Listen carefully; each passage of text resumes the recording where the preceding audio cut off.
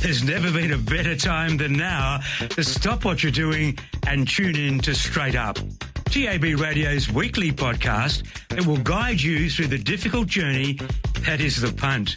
Whether it be racing or sport, the Straight Up team has your back.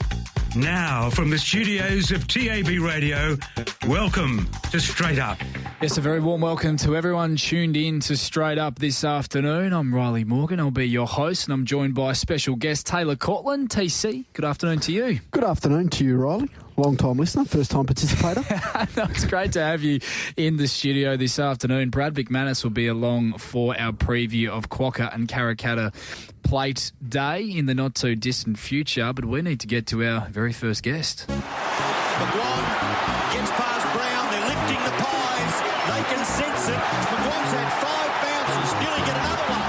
Round he goes. In he goes to an open goal. Mickey McGuane, goal of the year. Mick McGuane joins us on Straight Up for this AFL preview thanks to Dankz Furniture. You won't see better than that. With 6 local stores in the metro area, there's one near you.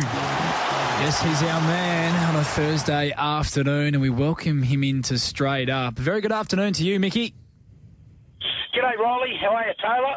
Going very well, Mick. You're the only reason I said I'd come on today. Talk Collingwood. We're allow 25 minutes for the pies this segment, aren't we? Riley said that was all right. Over, mate. Get rid of that riff-raff from Essendon and Marty. Put him in the back burner. Yeah, well, you know what? You were reunited last week, Mick, and he's binned you after 1 week, so he's not exactly of the most loyal participants, is Mart. But there's another massive weekend of footy, Mick, and obviously the biggest home and away game of the season takes place tomorrow on ANZAC Day. Collingwood taking on the Pies in front of a full house at the MCG. You played in a couple of ANZAC Day games yourself, Mick. Before we get into our preview of this weekend's coming action, what are your memories of those games, and how much have you seen the occasion grow as an event since then? Well, that first one in 95, it probably seems like yesterday because the crowd was enormous. I think there was just on 95,000 people by memory, and the game was played at a ballistic level in the early stages. And Lee Matthews, who was our coach at the time, he more or less spoke about the values that the ANZACs upheld themselves. And he put it in perspective as well to say that this game is played with the Red Sherrin. We don't have to concern ourselves with weapons, but we're asking sacrifice. We need mateship. Those qualities are a part of the ANZAC spirit, and we got a chance to put that on display in a football sense. I think it was about 6 goals each in the first quarter. It was just up and back footy. It was played at frenetic speed. And I thought, gee, this is very reminiscing to the finals period in 1990 when we won the grand final, and Essendon clawed their way back just before half time, and then Lee once again revisited the values of hardship and testing your will and your want and your will to compete, your will to win, to survive the game of footy, just like the ANZAC want to survive the game of life. Not knowing when the next bullet might come your way or whatever it may be. We're talking just a football coming your way. And it invigorated the playing group, and we kicked 7 goals, I think, in the third quarter to give us the ascendancy. But to the Bombers' credit, who had an incredible team, McCurry, Mercedes, Hurd, Shea Cockatoo Collins, I reckon, kicked 3 goals that day late. They had a ruck combination in Somerville, and Big Steve Alessio play. So they had players on every... Mark Harvey was captain, he was a star. So, yeah, we knew that we hadn't completed the game, and then when the siren went, when Buckley kicked it to Rocker in a 1v3, and Rocker had kicked 9, why wouldn't you go there? But just made sense at the time.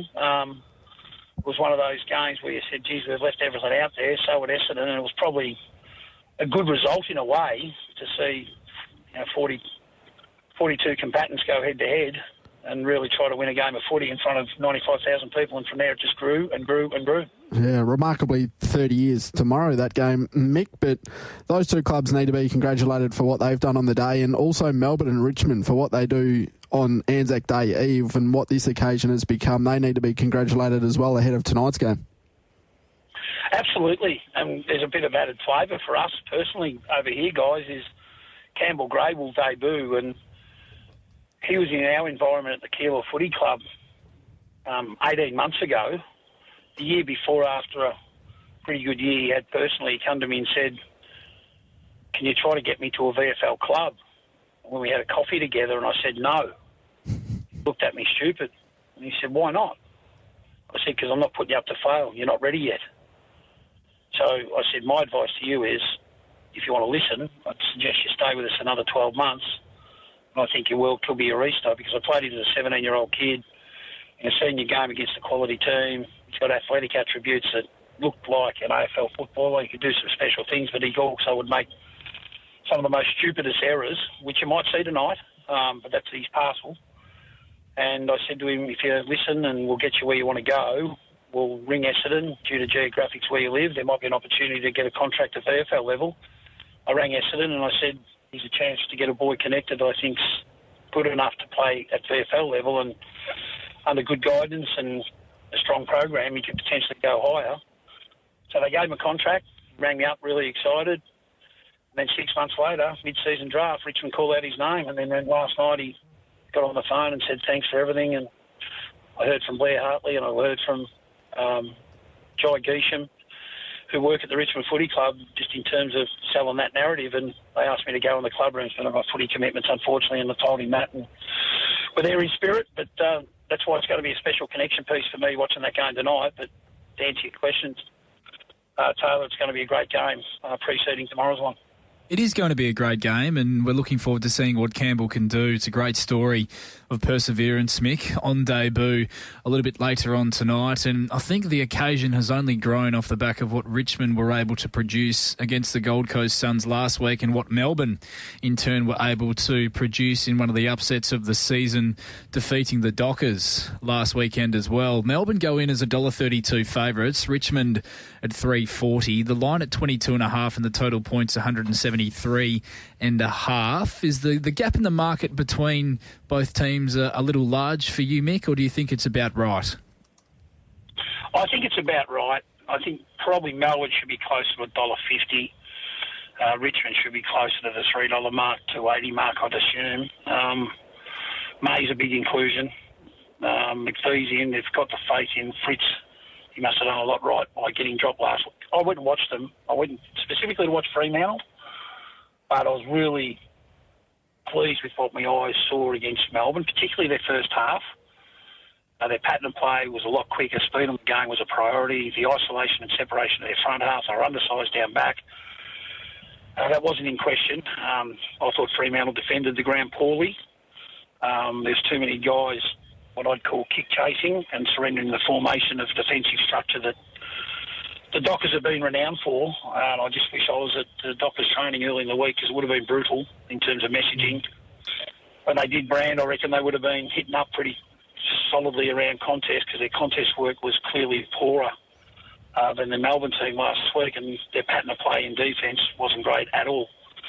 So I think we'll see a different Fremantle. We'll get to that game later, but I was really impressed the way Melbourne went about it. Even though Richmond were good in their victory against Gold Coast, I think Melbourne will still get the job done. That may Fritz, McVeigh inclusions on the back of who's out. I just think it makes them better again. What about the game tomorrow? Collingwood, Essendon. Collingwood at $1.25, Essendon at $4. The line's at 24.5, and the over-under at 159.5, with plenty of rain expected, Mick. Yeah, it's interesting. It might ruin the spectacle from a free-flowing, goal-scoring standpoint if the rain does come. But we've heard it before and it hasn't, so we'll have to wait and see there, Taylor. Mm-hmm. Big Outmore, Nick Dacos, the captain for the day. Can't wait to see what he delivers with that accountability that comes with the C against your name.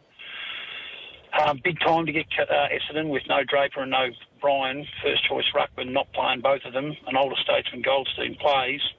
You think Langford, I haven't heard the news say whether he plays or not, but you think that he'll come into the team. But I think the way Collingwood are playing, with Houston's inclusion as well, Embry come back in, not sure there, probably does. And if he does, I think Collingwood's got too many weapons and they should kick the winning score. Okay, Pies on top there tomorrow in what's supposedly going to be some rain-affected conditions there for the ANZAC Day clash. Still 4 minutes away from Pakenham, so we will fly through this second of the Friday ANZAC Day games. Fremantle taking on Adelaide here at Optus Stadium. Fremantle $1.81 favourites. Adelaide at $2. News coming through, Mick, that Darcy Fogarty hasn't made the flight across, so he will miss for the Crows. The line at 2.5 and the total points 177.5. Yeah, I like Fremantle. In terms of being a good team, you must respond because they were insipid last week. Gee, I was disappointed in them. And I rate the Fremantle Dockers. I might have it wrong. I might overstate where I think they're actually at. But with the personnel they got at their disposal in the three areas of the ground, I think they're nearly complete and they should be beating teams like Melbourne. They were 0-5. But just, I didn't like their intent. I know Chapman was a late withdrawal. He would have went to Pickett when Pickett was forward. So you'd think he'd come back in. O'Meara out. There's a Rasmus play. Got a bit of footy. Narkle got a lot of footy at waffle level. And for Adelaide, Josh Rochelli's over those broken ribs. He'd probably come straight back in being a goal kicker at the expense of Fogarty out, and Peatling's over his suspension of 1 week, so he should come back in. So they've got some experience to come back in their team. But I'm looking at Fremantle to say, well, okay, last week was an aberration. Do we swallow our pride and say, yep, we humiliated our footy club, we're embarrassed our footy club the way we went about it? We don't often get to the MCG. It's where grand finals are won and lost. We really disappoint ourselves. So I'm looking for an immediate response, which I think they'll get. Just quickly, Mick, with about a minute until we cross to Pakenham, the contest work, you touched on it earlier with Fremantle, that seems to be the point where they're probably not up to the top four sides. Is that fair to say? Well, they've got to get there, don't they? If they want to have aspirations to win premierships, post-clearance, win or loss, you've got to be really strong in contest mode, either as a defender to win your one-on-one. If the ball goes in quick, centre bounce breakaways now are evident, and teams do score from centre bounce more than ever. And if you do win it yourselves, you've got to get into a Tracy or Amos or whoever it may be, Shea Bolton, and you've got to win those quick entries, and generally it's in 1v1 situations because of the 666 rule. So you must master contest post-clearance, win or loss, and last week I thought they were really disappointing in those facets of the game. Hey, Mick, do you think that their midfield mix and who they rely on in there has potentially been worked out by other teams? I was listening to an interesting report last week from Champion Data suggesting that when Caleb Serong has a big game at the source and around the contest, that more often than not, Fremantle are winning those matches. But when someone does go to him and negates his influence on the contest, that's when they're really vulnerable. So do you think that's the formula that other teams are going to look at now in terms of exposing them around the footy? Yeah, I just think watching them last week, to be honest with you, just quickly, because it's so one-on-one around stoppage nowadays, it's not the defensive triangle most clubs use, it's engagement with your one-on-one opponent. I just felt they lose their shape because there's ball hunters. As soon as the ball goes to a spill ball, the three midfielders, Sarong, Brayshaw, whether it's Young or someone else in there, they all gravitate to that loose footy.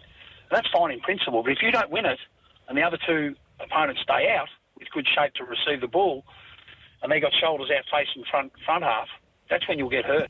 So I just think they've got to get the balance better than they do. If they get that balance right, it's fixable really quickly. Welcoming back to our coverage here, Mick McGuane, courtesy of Dankz Furniture, the comfort of home. And we were taking a look at the first of these Saturday clashes this weekend. St Kilda taking on the Brisbane Lions. The Saints are at $2.80. The Lions $1.44.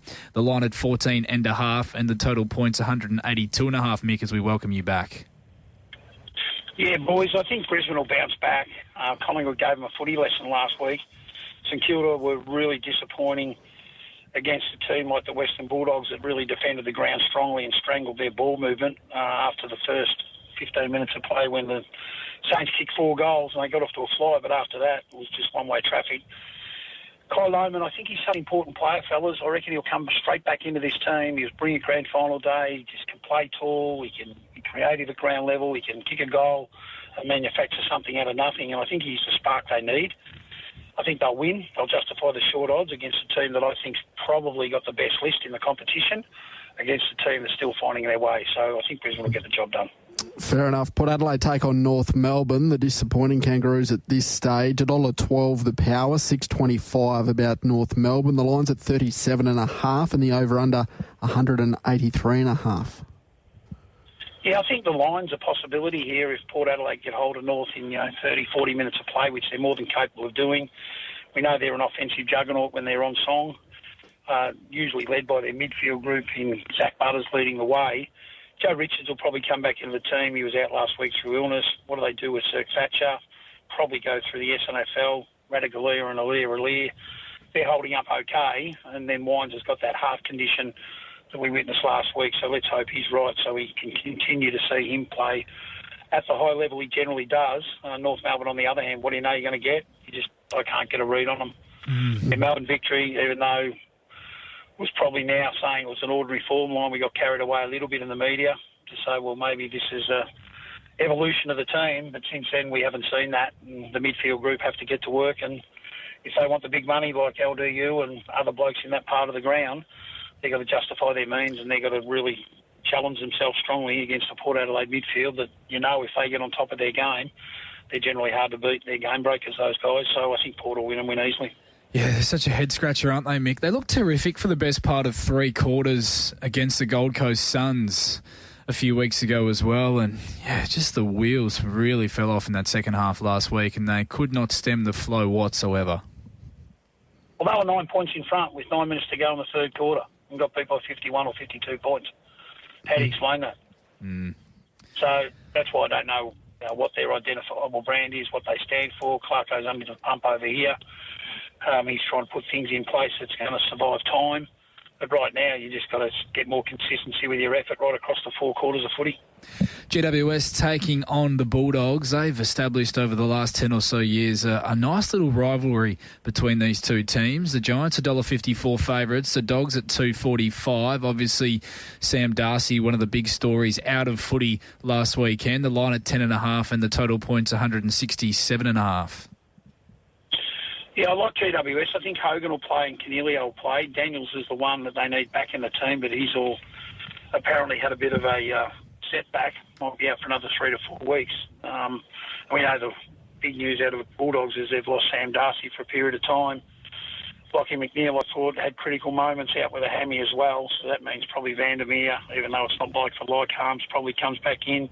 Baker's another opportunity after a good VFL game, and Taylor Geray's another one who can come back in to add some defensive leadership on the ground, which he certainly does. So I think Bevo's coaching extremely well.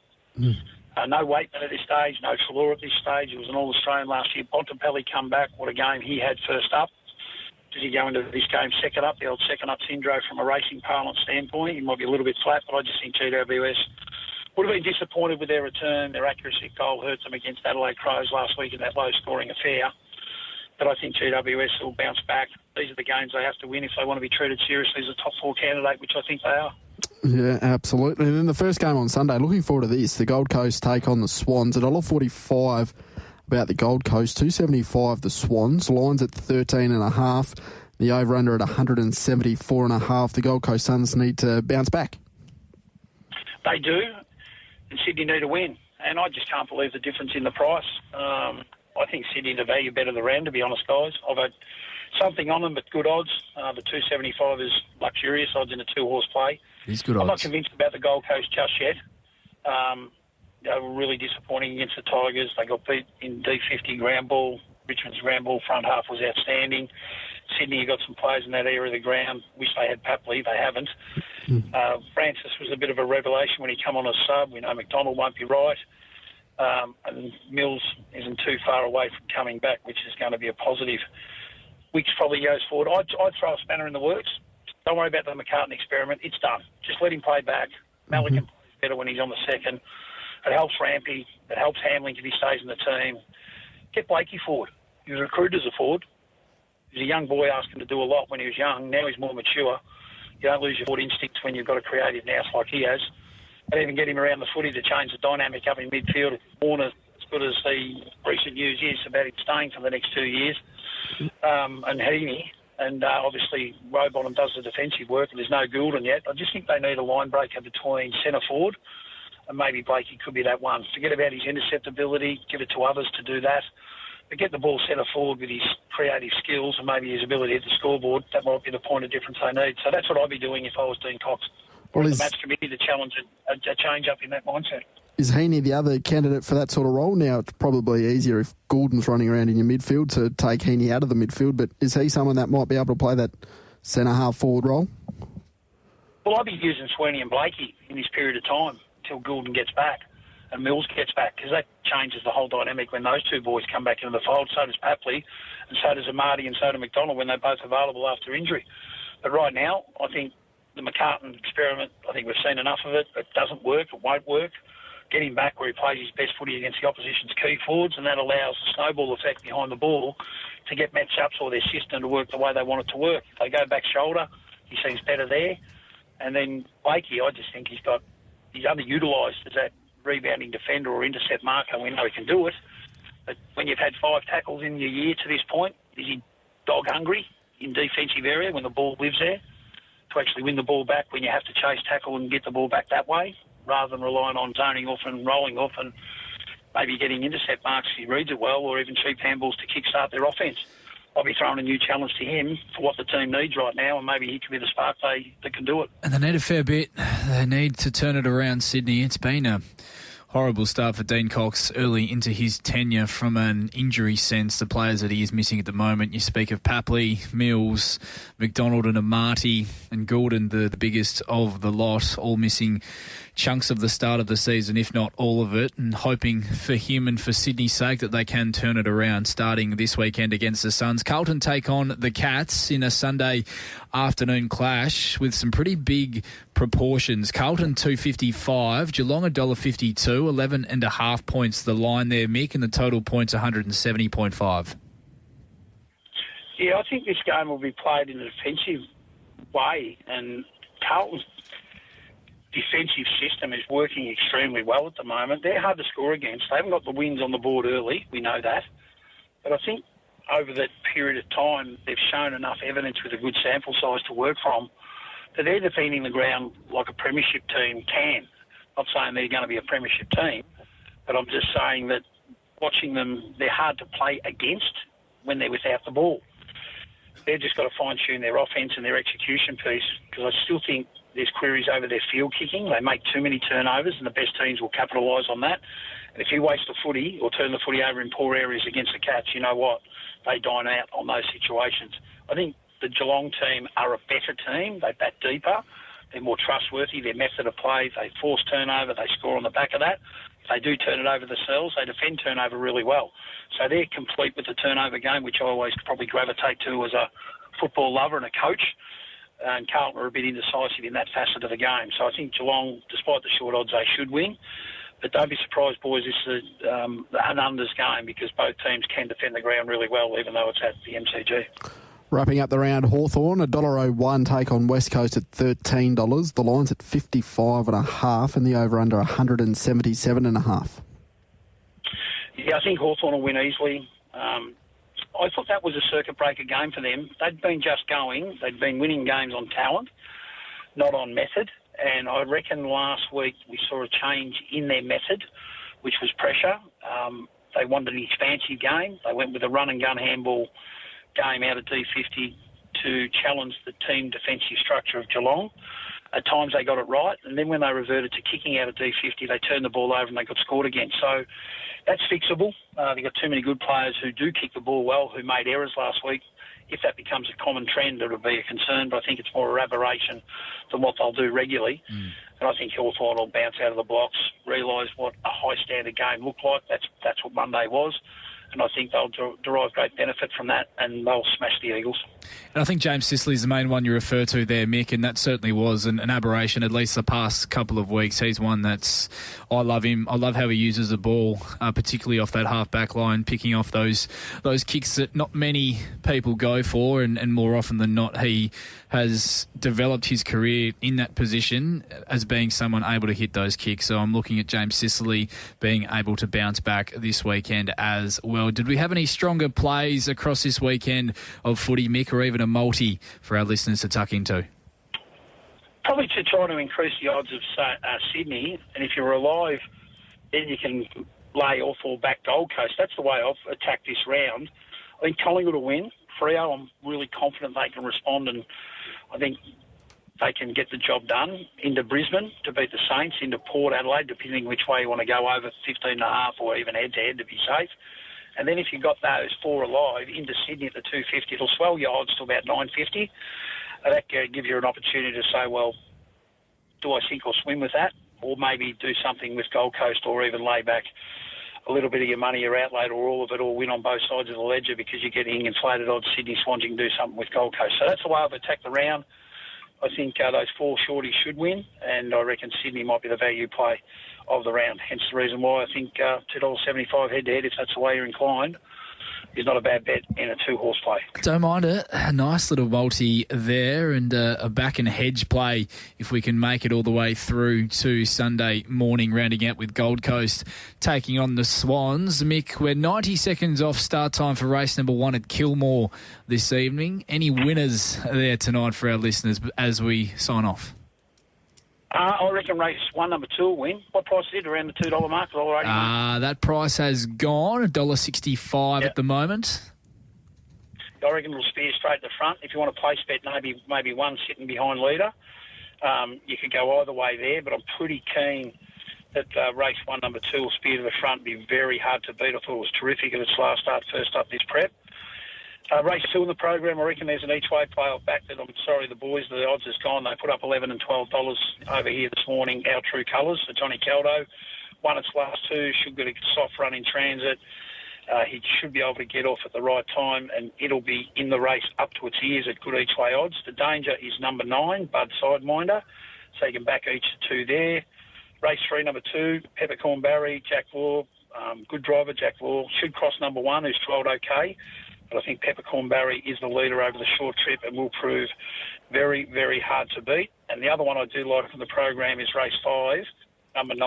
I think Shazza Love for Alison Alford, Chris Alford, stable, but Josh Duggins to drive. Got too much top-end speed for this field, I reckon. Even though Shay's Danger will be hard to beat if it spears to the front, third up this prep. I thought Shazza Love might sit back, come with one run and outdash him, and around that $2.80, $3 mark, I think it represents value on the night. Plenty to play with there at Kilmore tonight, Mick. Just very quickly before we let you go, we know you do have some commitments. What were your initial thoughts with the news breaking earlier today that Chad Warner had signed a 2-year extension at the Swans? I didn't think he would go early.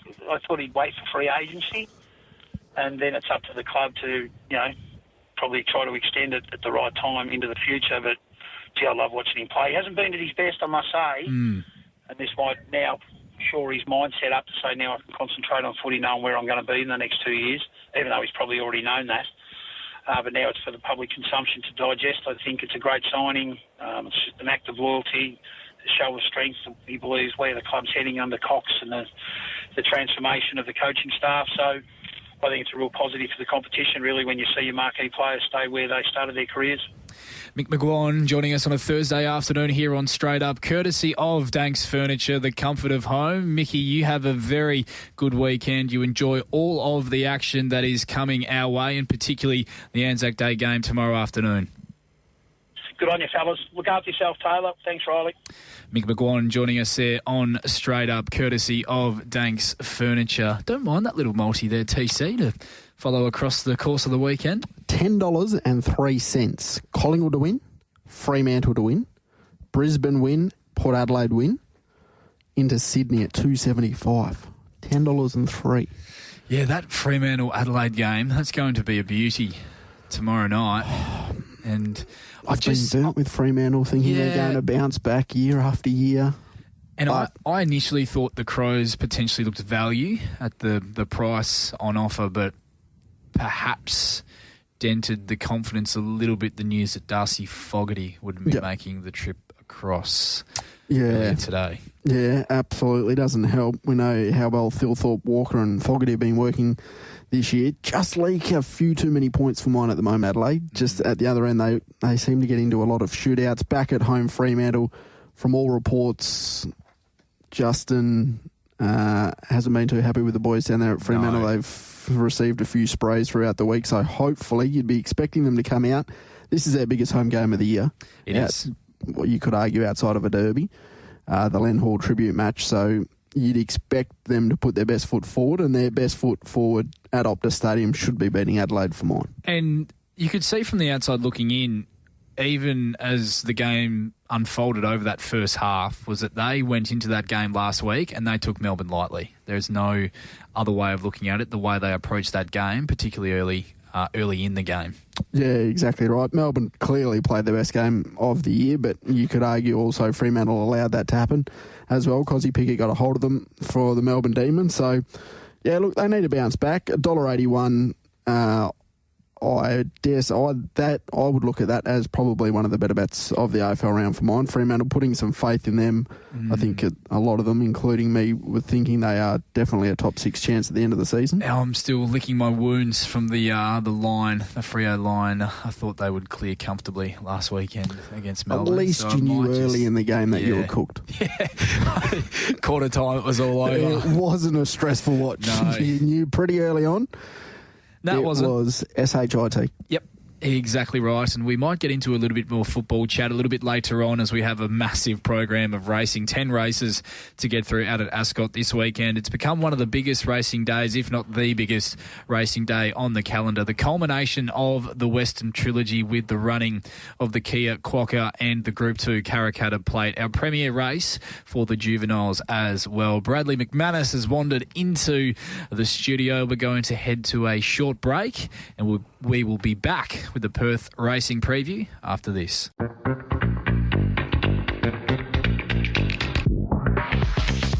The Perth Racing Preview is where the Straight Up team finds you the winners, and here's the Straight Up team with their preview of Saturday racing from Ascot. Yes, time for the Perth Racing Preview, and a massive preview coming up. Bradley McManus joining us in the studio. Very good afternoon to you, Bradley. Hi, Mart. Hello, Tay Tay. Hello, Brad. How are you? Wonderful. Good to hear. Bit of youth in the studio, don't we love it? We do.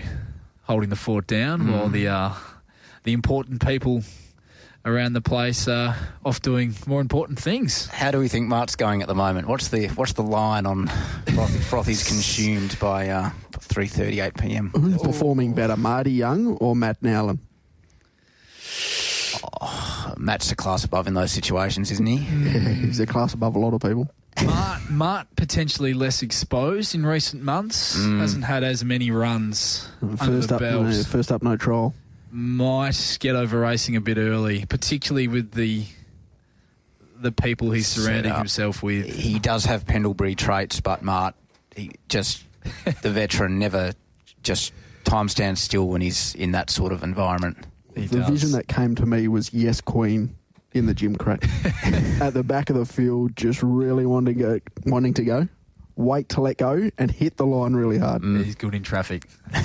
Let's just say that. Before we get stuck into the conditions expected out there on the weekend, those dividends from the first at Pakenham, 4.10, 6 and 8. For Latin Boss for Ethan Brown, 5.30, $1.50. Beat 10, Rosangela, 1.30. Third was 6 Victory Tune at $1.80. The Quinella 5.80 exacted 12.30. Trifecta 40.70. First four, 4.10, 6 and 8, 172.20.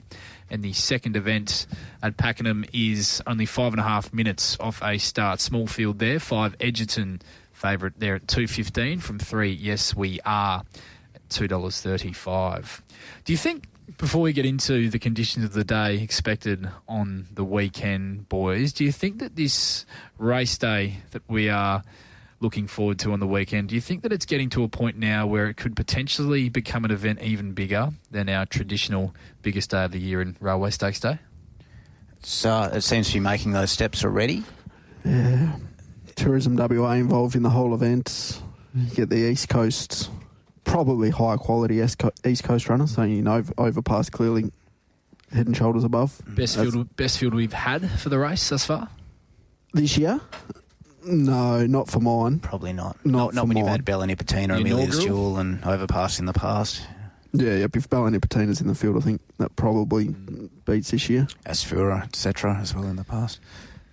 I think because we're so sport for choice, aren't we, over the spring-summer carnival, we've got good race meeting after good race meeting, but this one around this time of the year for WA sort of stands out a little bit. That's what might really push it forward in the future. It's already just getting great legs, isn't it? I think the fact that and it's been spoken about through the week, but we've been able to land the second and third horses from that TJ Smith and And if Overpass hadn't have been able to hold on in that race, he was only grabbed late in the piece, and he was the winner. He was always still going to come across here, and that would have meant in another world, we've got the winner of the TJ Smith and the placement of the Quokka and moving it to be 3 weeks after the running of that race, allowing us to get more talent and more Group 1 quality across for it. I think it's done wonders for this race, and we'll continue to do for it moving forward as well. It'll be interesting. I think at the moment, 3 weeks after a TJ is perfect if we do want to target some of these TJ Smith runners. Now, obviously, Easter's not going to fall on the weekend it has, and Anzac Day's not always going to be 3 weeks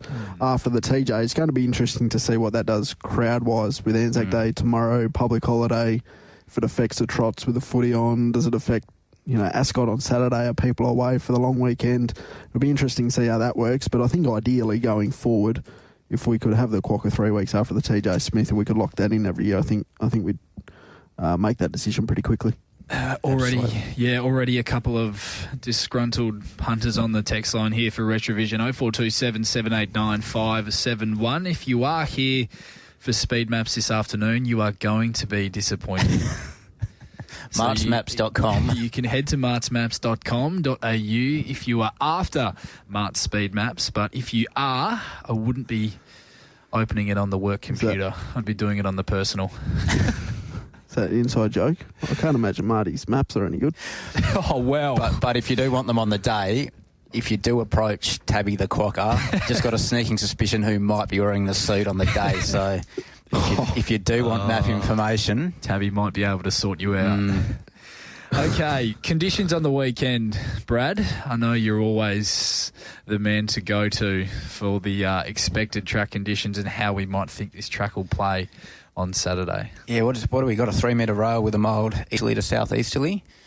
I'm just changing things up a little bit this week, Rolls. I'm going to assume it's on pace until it shows me otherwise. Oh, terrific. What about you, TC? What was your... Yeah, I've done my form thinking, settling last at Ascot would be the best spot to be.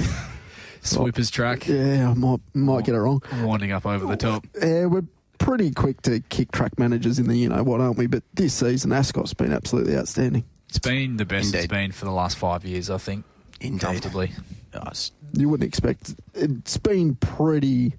You've been doing the form with a lot of confidence going into the races, thinking that, the best horse with the best map's going to win. Wherever you settle, you've got a chance. There's not been too many meetings where a certain spot in running hasn't been able to win.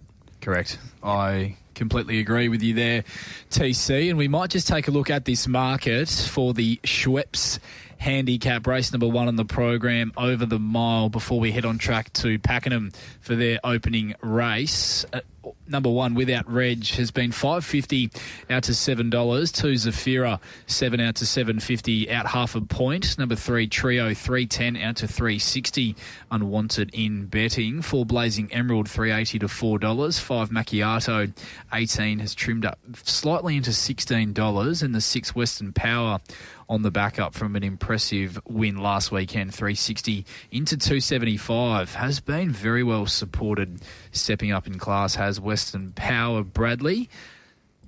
And we'll start with that horse, Rolls. Western Power, 800 at the 360, 900 at the 330, and 1,000 at the 275, which they can have again.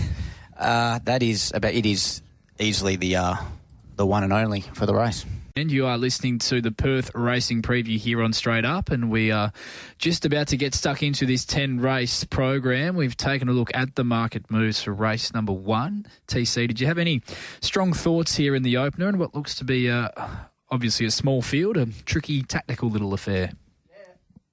Absolutely, it is, Rylie. No strong thoughts. 275, I thought, certainly short enough for Western Empire. I think you can make a case for all 6 runners, to be fair. That's why I'm thinking I'm probably going to stay out of race number 1. If you force me to tip, the way Blazing Emerald's going, it's pretty tough to punch holes in her form. She, I think, in this field probably finds the top. I don't think they hold up on Zafira. Probably just park on Blazing Emerald from there. You've got Brad Parnham out in front who can ride a really good race from there. Trio with the blinkers on interests me, but no strong thoughts for mine. Interesting to note, Trio, blinkers go back on, had 5 career runs in the blinkers and hasn't won any of those 5 races. That's a stat. have to think it's a signal of some intent. I'm still 50-50 on whether Zafira is going to try and hold up or not, or whether Blazing Emerald does get there. I thought that's just cross. It's a bit of a head scratcher. If I was a connection of Zafira, I'd probably be keen on leading. Race 1 early in the day, fresh deck, etc. I'd probably look into that. But for me, I can see them stacking up for a good 800 metres mid-race, and why can't, without Reg, just sprint a little bit too sharply for them again? It's probably not going to be run like a true mole race, so it's one that's hanging out at a pretty reasonable price, but I don't really have any major interest in a tip or a bet in this. Yeah, no strong thoughts from me either, Brad, but I am with you. I do think without Reg looks the value at the moment. I think he's over the odds at $7, and he comes through the superior form lines for mine. He won well in this company last start at 1,400 metres, third in the Grandstand Cup at 1,500 the start prior, beaten under a length by Watch Me Rock, and as we know, that's proven to be really strong form. Has the 60 kilos to lug, but I thought they could find a really nice spot with him this weekend from the barrier that he's drawn in this small field. I thought he would get close to the run of the race, and can't see the mile being of any issue to him the way he's racing. So the $7 on offer, obviously not a race for each way punters, being the pay 1-2, but $7 on offer I don't think looks a bad bet to start the day. Why the weight of money for Western Empire, do you think, Brad?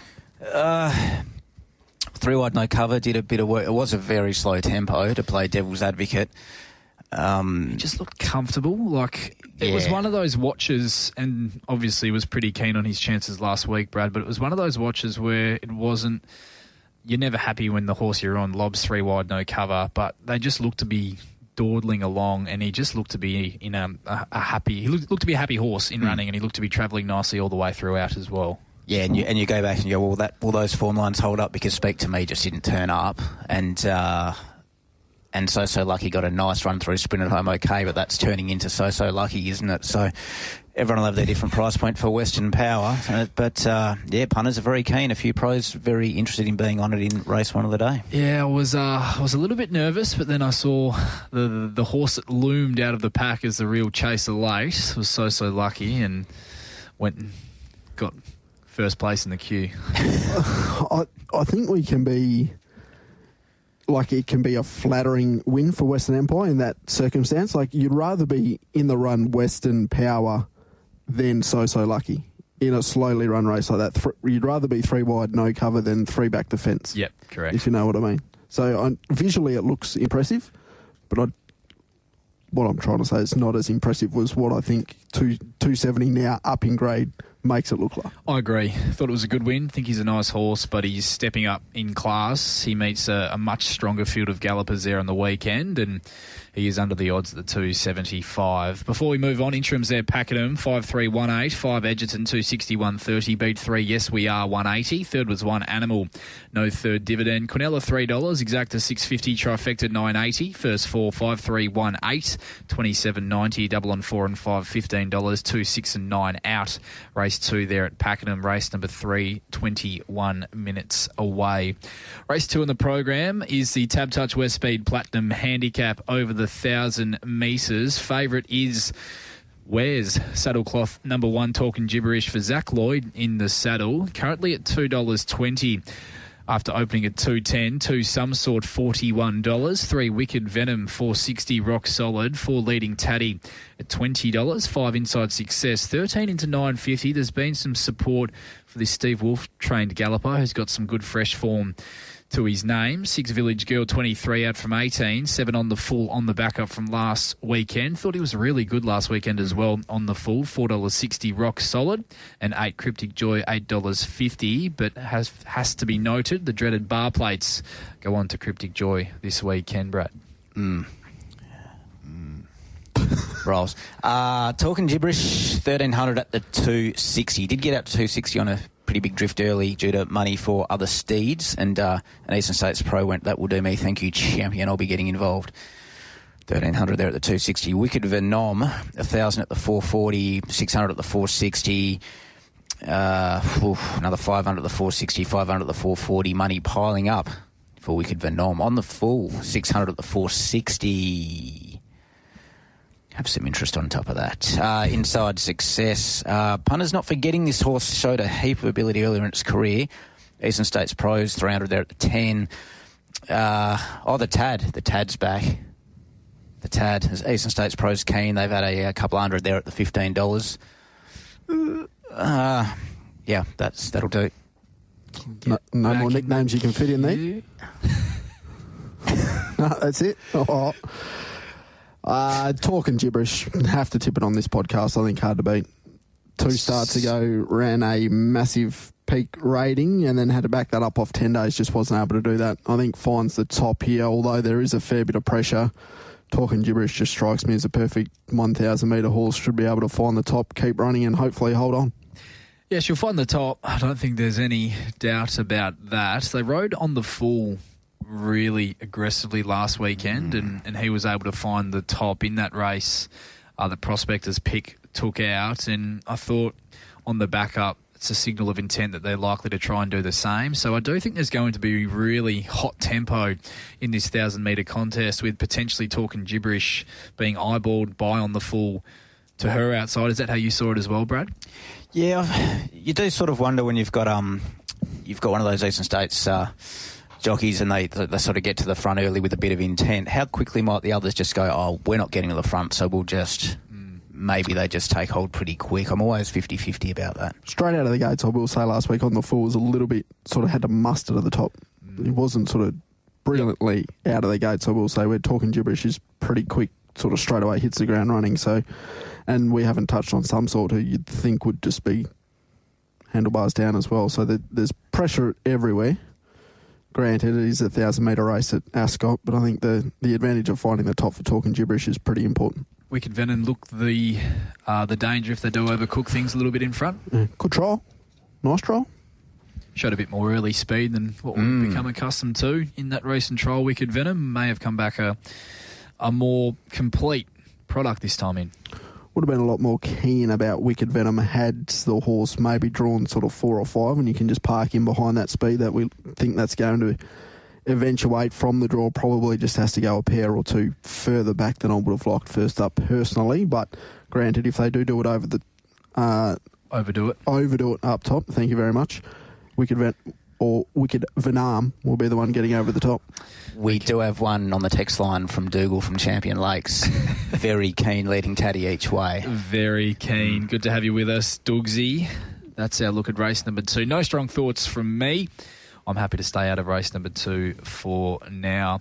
Race number 3 on the program. We'll get through this one before we take a break here on the Straight Up Perth Racing preview. It's the Bellis Racing Stables 30th anniversary handicap. And in case you weren't aware, they also won the Perth Cup. Horse number 1, Memory Parade, is dropping back in class. $3.70 out to $4. 2 Henchard, 8 out to 11. 3 Fine Touch, last start winner, tough win too, defeating Blazing Emerald, 6 out to $7. 4 B Bardo, $2.20 and hasn't moved from that opening quote. 5 Emerald Trader, 16 into $13. 6 Strike Now, 18 out to 19. And 7 Grand Reserve has had some support, $8 on opening into $5.50. Heaps of chipping away early and probably continually throughout the day for Memory Parade and B Bardo. That's been a constant trickle for those two. And then as these markets settled, a couple of Eastern States pros got stuck into Grand Reserve, obviously out to $8.50 into $5.50, so a couple of $300 and $400 bets there, Grand Reserve. But that is about it, TC. No strong thoughts for mine in this race. 220. B Bardo's a horse on the up. Clearly needs to step up in grade. The 1,800 metres, I think, is still a query. Last time she did get to 1,800 metres, that was pretty sharply up in distance from the 1,400. So I'm not sure we've got a great picture of the 1,800 metres suits her down to the ground. It very well might, and she's going to be hard to beat with the turn of foot she displays and 55 kilos on her back. Clearly, Memory Parade brings really good form into this race. Does have to now carry 58 kilos, though. 1,800 deep into a preparation. Is there any improvement left? I'd probably say no. Grand Reserve gets the services of Tyler Schiller, and I think is likely to find the front, with probably Fine Touch sitting to the outside of Grand Reserve, and from there they can probably control the race up to the 1,800 metres suits Grand Reserve. Fine Touch you can make a case for, and you could probably even make a wider case for Henchard, who was a little bit unlucky back in the field last time, who probably should have finished a little bit closer from gate 2. He's going to get a really soft run. So, look, I've made the case for 5 horses, and we've got a 220 favourite, which I don't really want to back. So, if that helped anyone other than killing a bit of time, great. I think this race, they might get along at a bit more of a genuine tempo than what it might look on paper. Listening to Ross Price speak after Fine Touch's last start win, he spoke about the fact that she's just a real one-battered horse in a similar vein to the other stay that he's got in his stable, Stand to Bray, and that the horse needs to be really rolling and putting pressure into the race from the 600 metres to get the best out of her. So I do think if that's how this speed map unfolds, TC and Brad, if it is Grand Reserve and Fine Touch, or even we see Fine Touch crossing to the front and leading, I don't think she's going to hold any fears in terms of really ramping things up from the 600 to try and get a few of these uncomfortable at the 1800 metres. And listening to Grant Williams as well, he's got a really big opinion of this horse, B. Bardot. He seems to think that she's a horse with the ability to continue to progress, and even said that he expects her to be winning much nicer races than what she finds herself in on the weekend. It's not often you see a horse reel off the quickest last 200 of the entire meeting at the end of a mile, and that's what she was able to do last start, and she only seemed to be hitting overdrive late in the piece as well. I don't think the 1800 metres will be of any issue to her, but I will be interested to see how she goes, TC, if it's an 1800 metres run at a genuine clip and it's not just a crawl and a sprint from the corner, which I don't expect it to be with the engagements of Grand Reserve and also Fine Touch. And Memory Parade's a really interesting runner, Brad, obviously coming out of much stronger races on the backup from last Friday. The last time she won a race, she was on the quick backup as well, so clearly that's a positive for her. I think you can mount a really genuine case. She was unlucky not to have won that race last Friday on Good Friday, where they broke 150 over the 1800 metres. It was a really strongly run contest.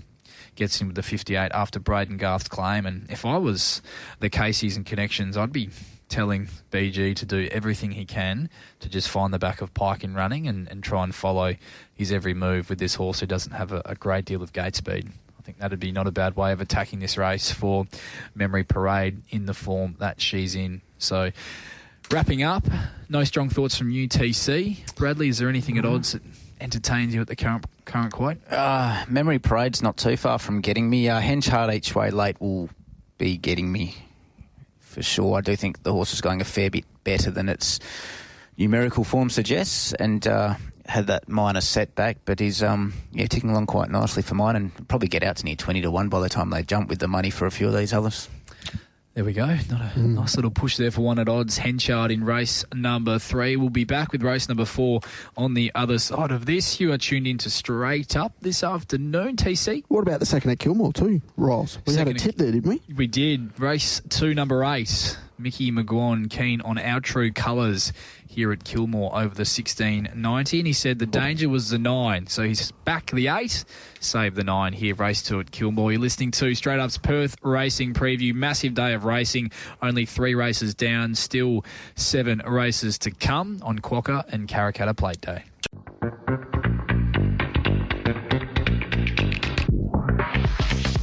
The Perth Racing Preview is where the Straight Up team finds you the winners, and here's the Straight Up team with their preview of Saturday racing from Ascot. A couple of text messages we do need to get to off this Retrovision text line. Good afternoon, champions and TC. Had a great day last Saturday, standing in close proximity to Rylie, watching his best of the day get up, especially after an earlier meeting and him throwing it out again. High fives after the race and off to the bookies ring to collect. There we go. Deferred with Clark on Just Wins, boys. I need you to find me a sure thing to put it into. That's from the great Greg L. And another one. Afternoon, champions. With the absence of Mart, can you throw some horses up for him to put in the graphic?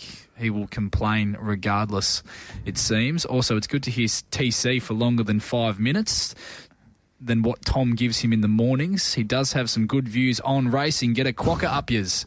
Cheers. That's from Benny from Wattle Grove. Good to have Thanks, the Mum. boys listening in this afternoon here on Straight Up, 6 minutes past 4 o'clock, 20.4 degrees outside currently. Cool conditions expected on Quokka Day as well. Race number 4 on the program is the MCA Polytrack Handicap over the 1,400 metres. One Siberian Siren, $5 after opening at $4.40, has been easy. Number 2, Speed Dream, sneaky run last start, 9 out to 13. 3, Planet Cash, 34. 4, Count the Sessions, $8.50 out to $14. 5, Deferred, who Greg L thinks is the best bet of the day, $3.40 into $2.60. Could you hear that chair creak? 6, Great Fortune, $5 into $4.80. The 7, Lover Session, $6.50, rock solid. 8, Hang Glider at $12, out from $10. And 9, Mama Tembu, first up for Summer Dixon at $34, Bradley. I like the look away meerkat there, Rolls. That's a new one that'll go down nicely.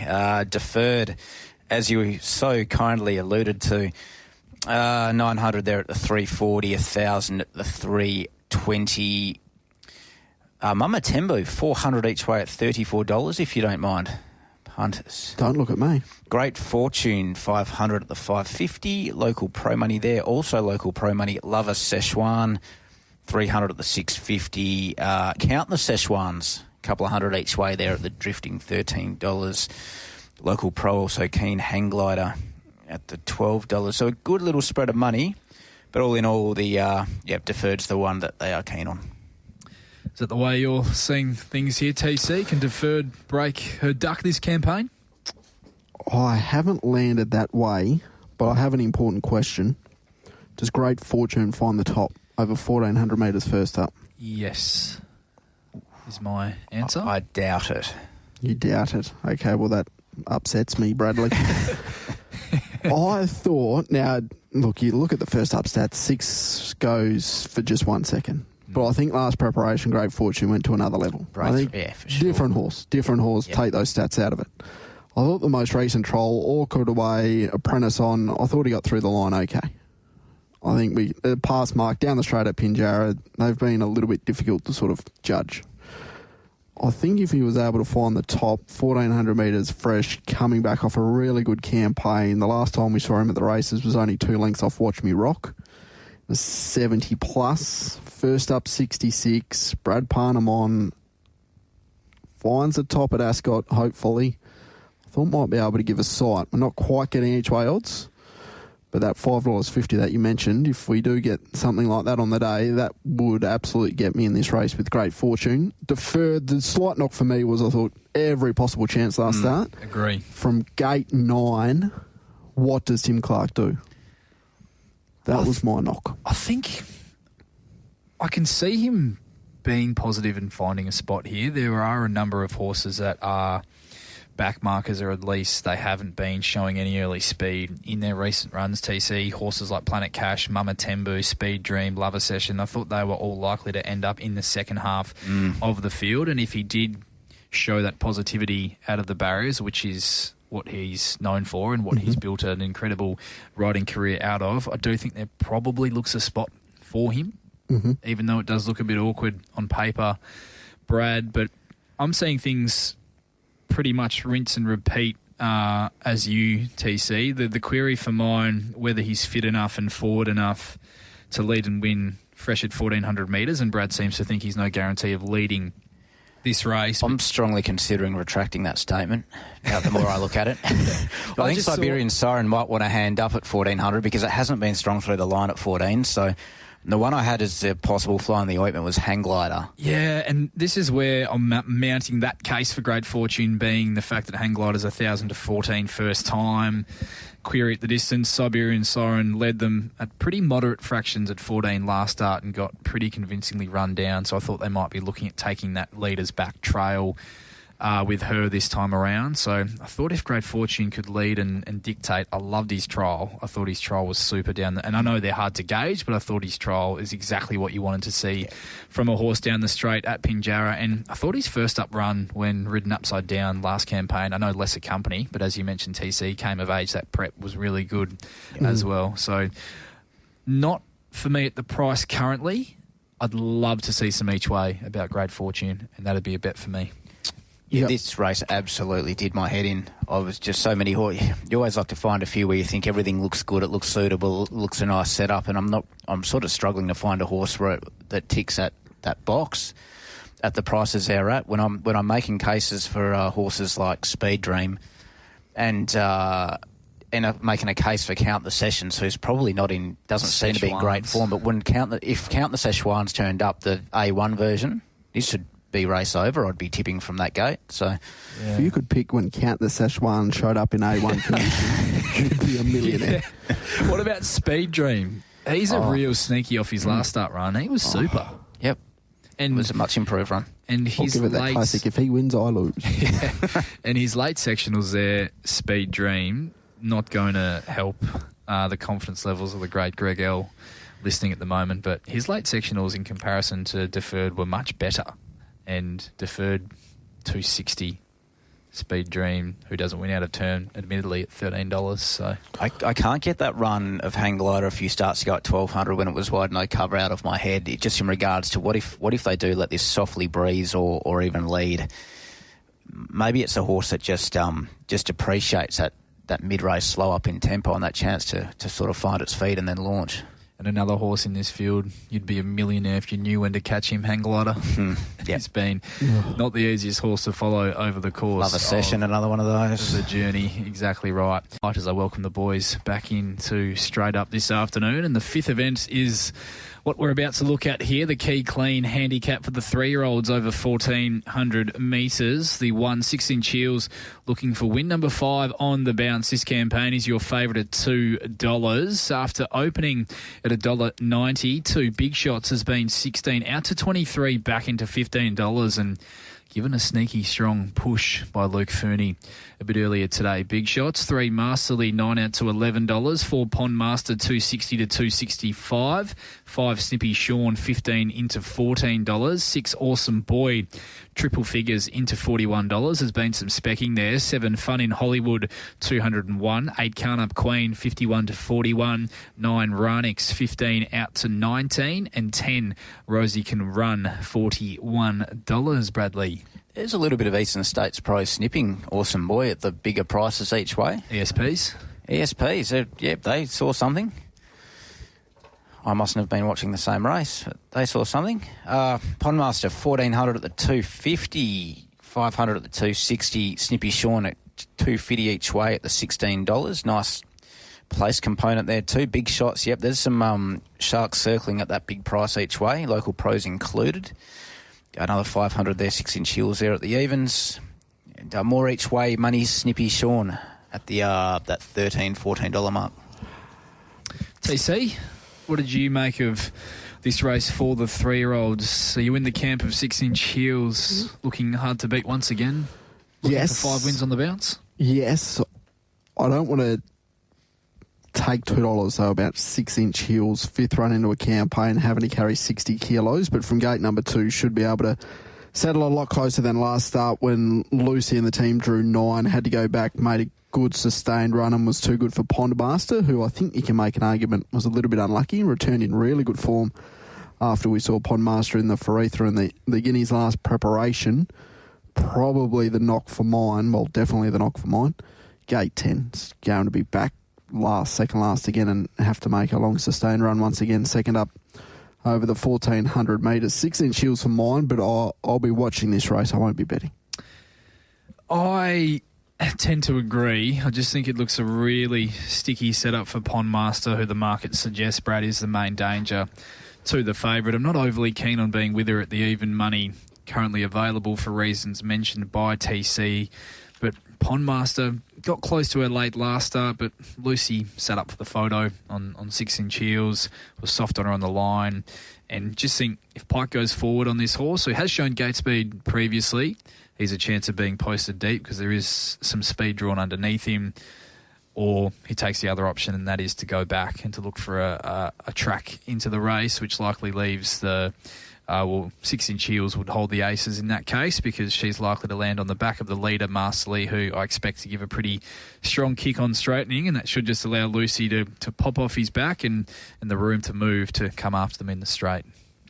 There's been enough Eastern States Pro money to suggest that there will be more on race day for Pondmaster. So whether that kicks 6-inch heels out to enough of a price to maybe get a few of us interested. I think, would 250 get us interested? I think 250 would definitely get me interested. Yep.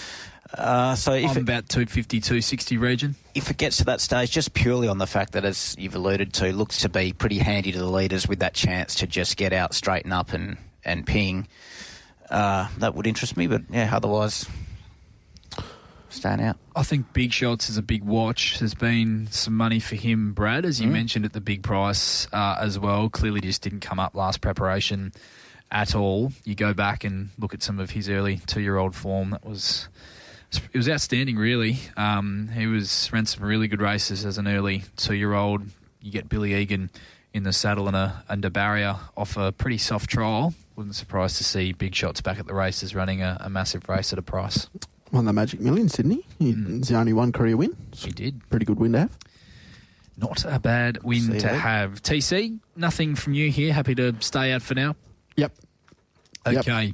Moving on to my favourite race of the day, race number 6, the Swan Draft handicap over the 1,200 metres.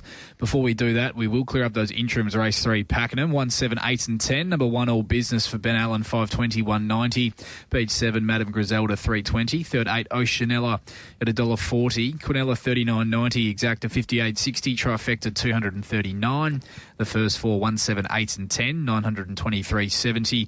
Double on 5 and 1, 18.20. 3, 5, 11 and 13. The scratchings there from race number 3 at Pakenham. But moving to race 6 here at Ascot, Canny Rock, $8.50 out to $9.50. Back after a month between runs. Number 2, Yeah Righto, best backed runner on the whole program last start. $3 after opening at $3. 3 Shooting Spirit, $5.50 on the backup, out from 5. 4 Supportive, 21 to 23. 5 Banks Avenue, 16 to 23. 6 Beccalotti, 9 out to $12. 7 Zoobolts, 15 to 16.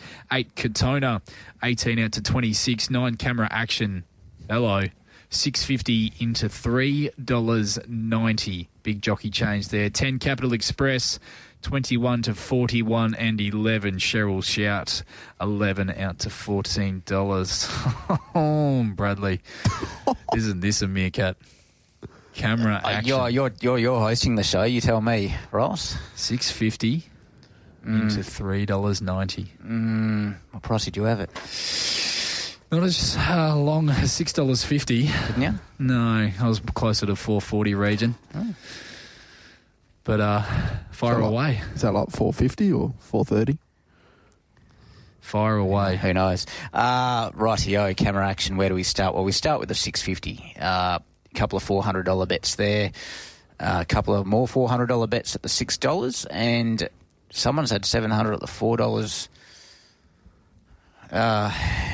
Cheryl Shout, $300 at the $14. Yeah Righto, plenty of money here. 500 at the 310, 500 at the 3. Plenty of $200 and $250 bets at the 3. Yeah Righto. Marty, if you are listening, which he isn't, but Canny Rock, how is yours? A couple of $100 at the 850. Was that a post-race shout-out from Mart, was it? Canny Rock?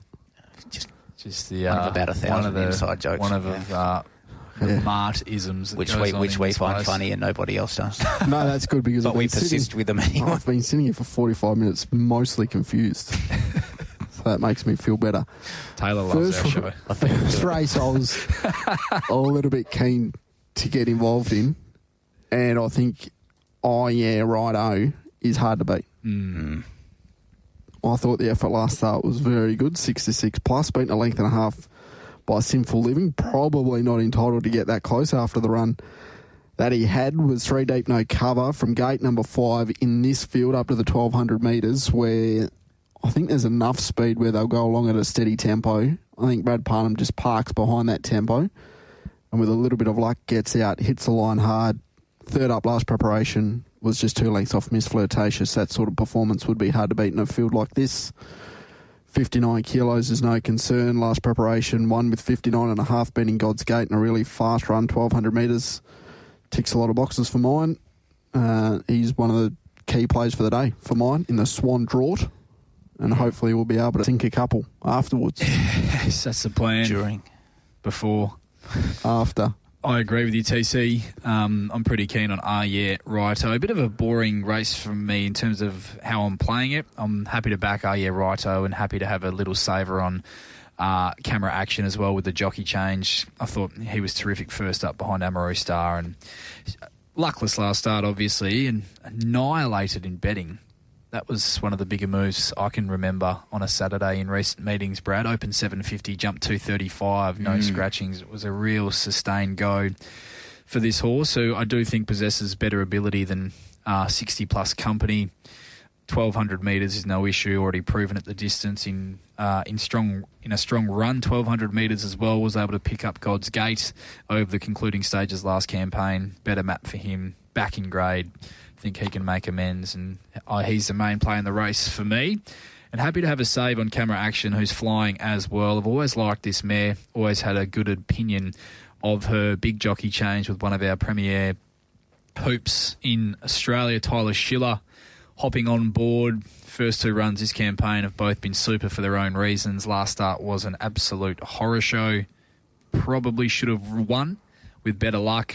Come second of feuding. Should have run second of feuding, yeah. Drops 2.5 kilos here, and I'm hoping that Tyler Schiller going on can perhaps help her to begin a little bit better and leave the barriers with his experience as well in a race that doesn't have a whole lot of speed outside the two obvious horses that'll roll forward in Cheryl Shout and Canny Rock. Does it matter that Tyler Schiller or Zach Lloyd has never ridden at Ascot? Or that doesn't really matter? Just thinking out loud. I think it does. I think it's got to be factored in to some extent. Something that does have to be factored in, and they don't really know the horses that they're jumping on, particularly of the local trainers, not the ones that have travelled across for our feature races. So it's going to be interesting. She's just been showing no real tactical speed at all, has she, Brad? Camera Action in her first two runs this campaign.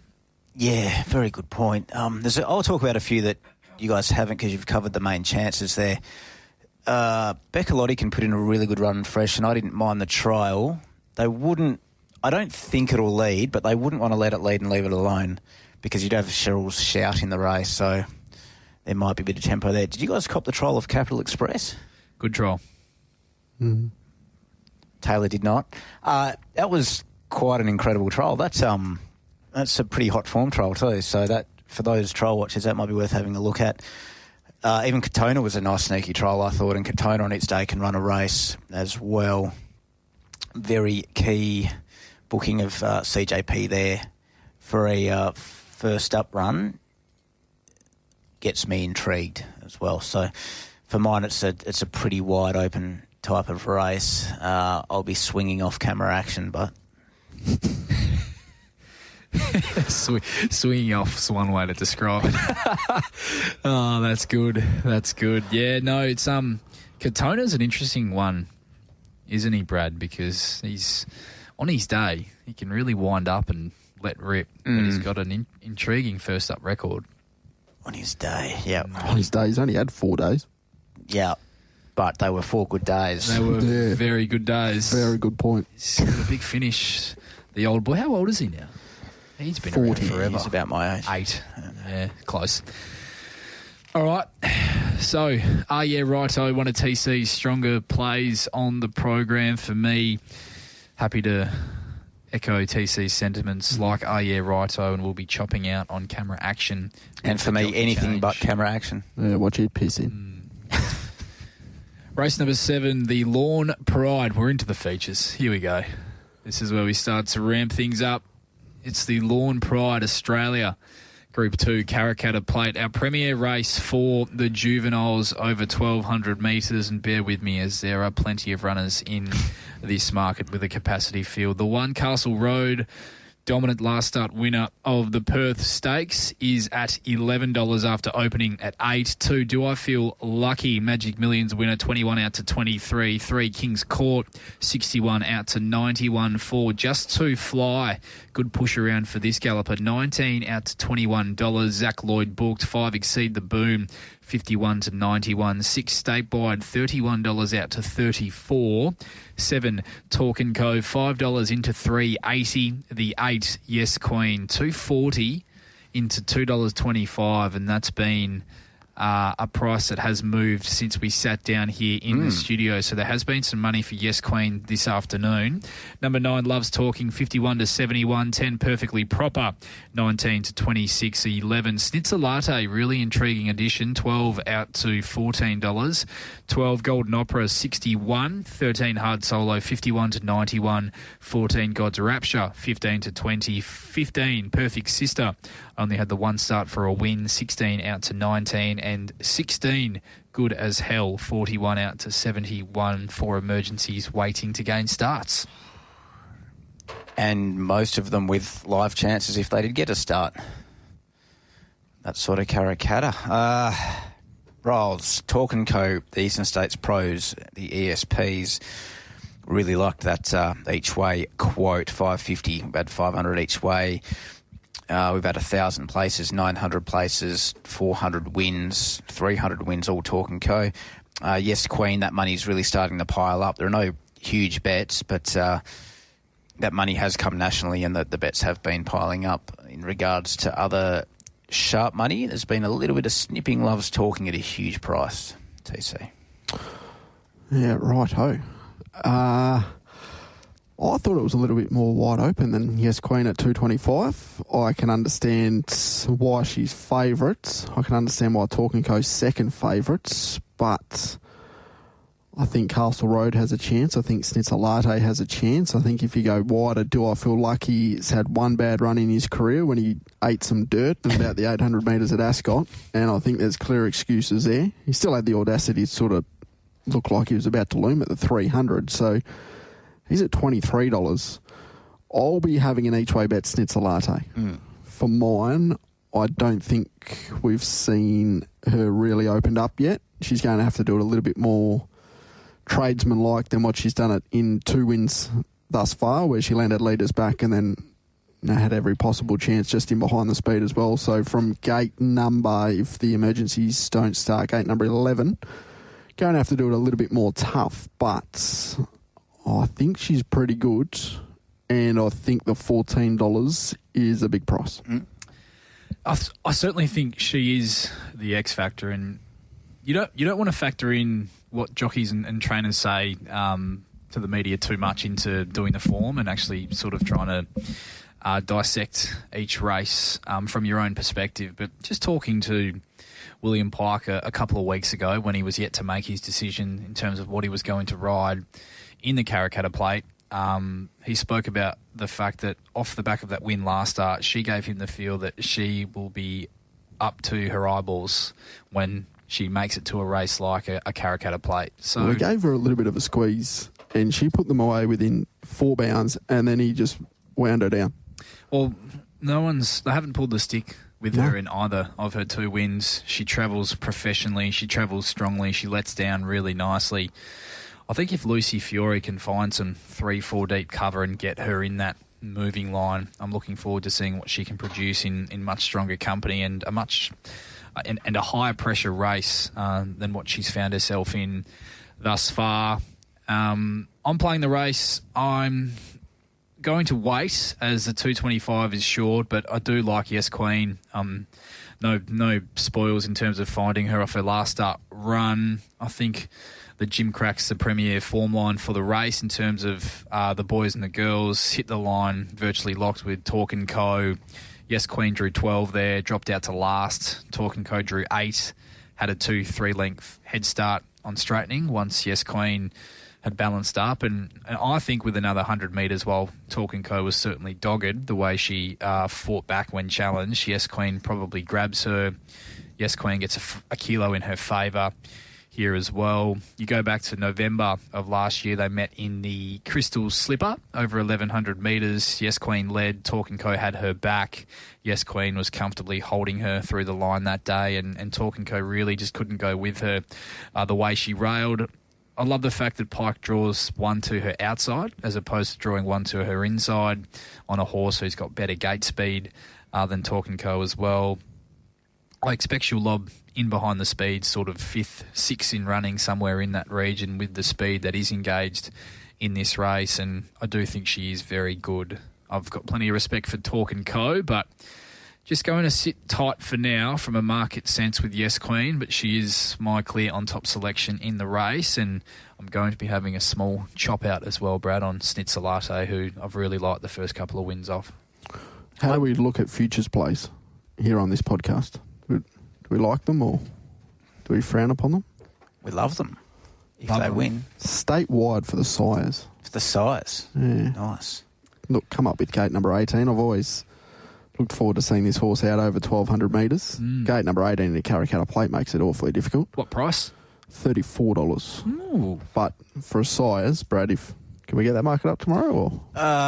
No. Okay. You're asking a little bit much there, I reckon. I've got a tee off time booked, so On a public holiday. after I pay my respects, of course. Yeah. Got to And listen into the Sports Daily? Or? that too. Yeah, sure. It's turning into a busy day all of a sudden.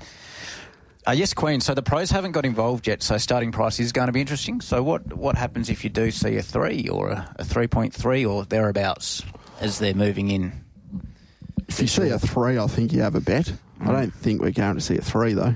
Yeah, it's one of those things, really. Like Big field money for other horses. There's part of you, I think, when you are in that situation and you do like one, or I'm speaking from my own personal experience, is that there's part of you that wonders why should I be concerned?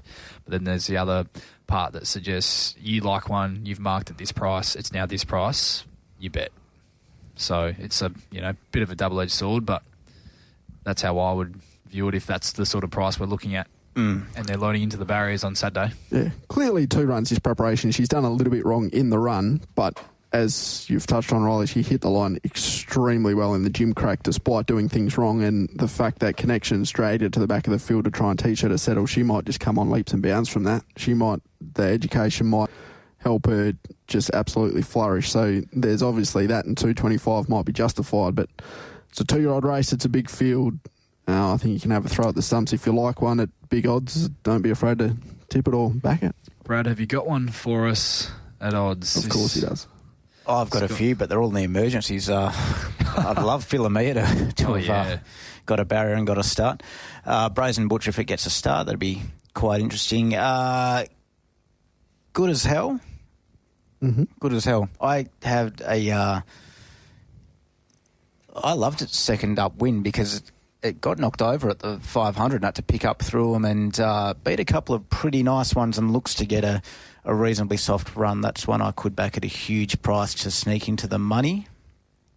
But I'm pretty keen, Yes Queen, but I could also see a world where Barrier 6 maybe isn't as kind as you think, because all of the horses, with the exception of maybe Just to Fly, with the exception of Good as Hell, are sort of on pace-ish types. So is it impossible that maybe it's a bit sticky early, maybe caught wide? I think there's going to be speed that comes across from out wide. You look at, I'm not sure like whether a Loves Talking, a King's Court. King's Court, Hard Solo will try to find a position over the speed as well. Do I Feel Lucky drawn outside? Yes Queen as well. I think they'll go forward. I just thought it looked a good setup for Pike to come out positive enough, but not. I'm looking for the breeze positive, if that makes sense. Sure. It's going to be a cracking race to watch it unfold anyway. But Yes Queen for me, and going to be having a little chop out on Schnitzer Latte. Schnitzer Latte each way for UTC. Correct. And Brad, strong push for... Yes Queen, but on a really, really out wide. Good as hell. Jeez. We love that. 70-1, 12 bucks a place, yeah. One at massive odds there. So the size market, where'd we end there? Politely declined. We ended up with the size market. So just when acceptance has come out? I didn't think there was anything polite about it. It was just a flat no.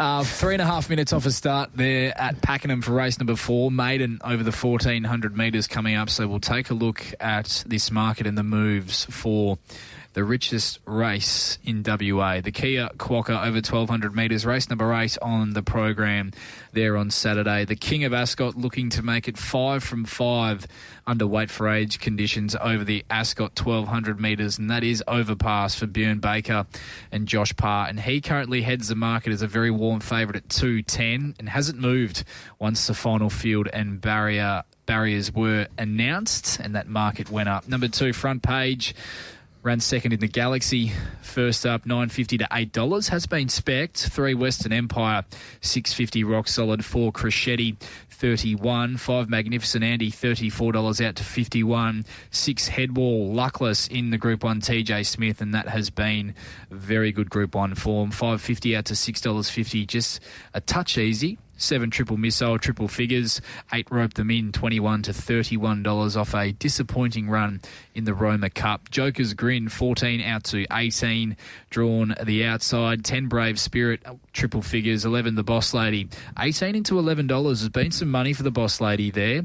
12, Generosity, 41, and 13, West Star, really intriguing addition and a really good addition to have a 3-year-old going around in this race as well, especially one as progressive as he looks. 16 into $15, Bradley. Before we get into the bets, we got a little highlights package of previous winners of the Quokka who aren't in this race. That's a bad joke, wasn't it?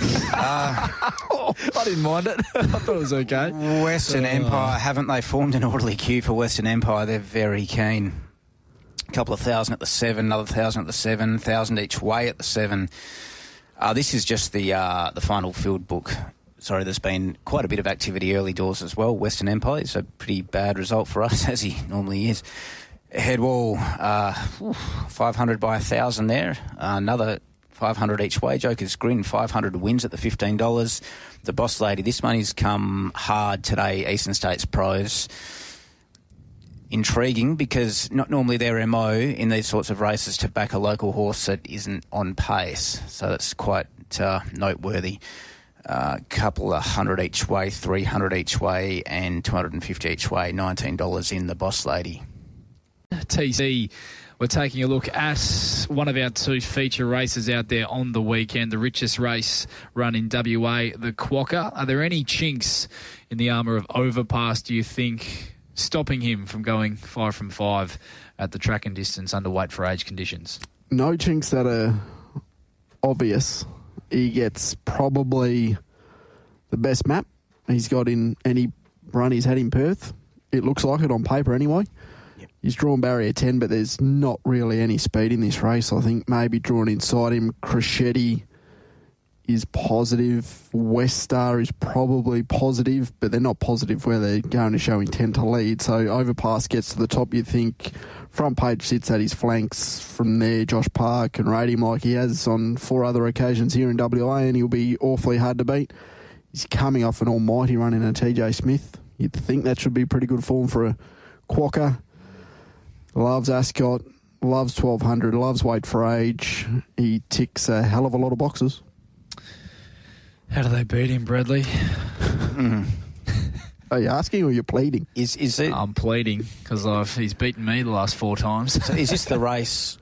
You know, we've been looking for ways to get him beat. Is this a race where we've given up and we're not getting him beat and he somehow gets beaten? Oh, yeah, absolutely. Yeah, for that's sure. That's the way I'm looking at it now. Sure. Like, well, you'd think the way the Winterbottom was run, the Winterbottom just gone, that's probably the way he was going to be beaten, where they just absolutely try and blow him up early. They've gone ridiculously quick for the first 600 of the Winterbottom, and he's still there punching away and holding them off on the line. Now he gets an easier lead, he gets to control or an easy breeze. Either it doesn't bother the horse, we know that.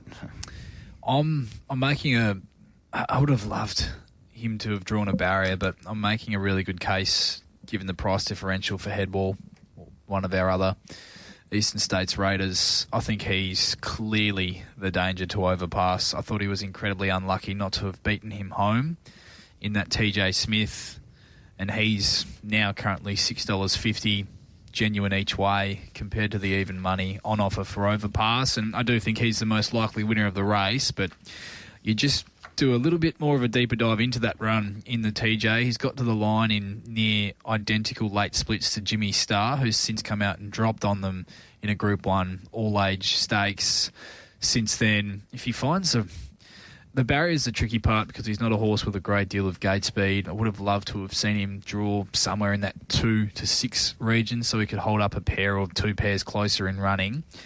One of the best jockeys in Australia in Zach Lloyd on board, young up-and-comers.